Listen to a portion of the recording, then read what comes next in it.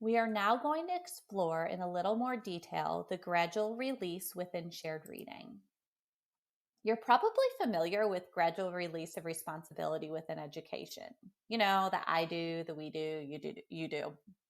Shared reading is the optimal time to gradually release students into reading. This gradual release is essential as it provides students with more practice. The more they read, the better they're going to get. Being intentional about reading modalities is essential as it gives students the scaffolds they need to be successful readers. Intentional gradual release is crucial for students to be able to eventually read independently. Our goal is to strategically help students move from being a reading passenger to a reading partner. In order to achieve this, intellectual preparation is key. To intellectually prepare for gradual release, you will need to ask yourself, what are my students' current reading abilities? How will the length and complexity of the text impact my students' abilities to read and comprehend the text? And how can I intentionally use a variety of reading modalities to support student reading independence? Effective gradual release takes more than just reading aloud and then telling students to read independently. Students need you to be extremely explicit and intentional.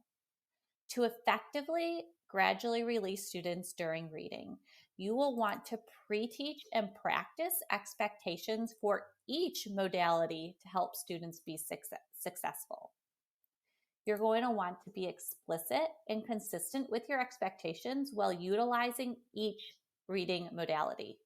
For example, during partner reading, students should know who is supposed to read, when they read, what each reader is supposed to be doing when they read, what should they do if they finish early, etc.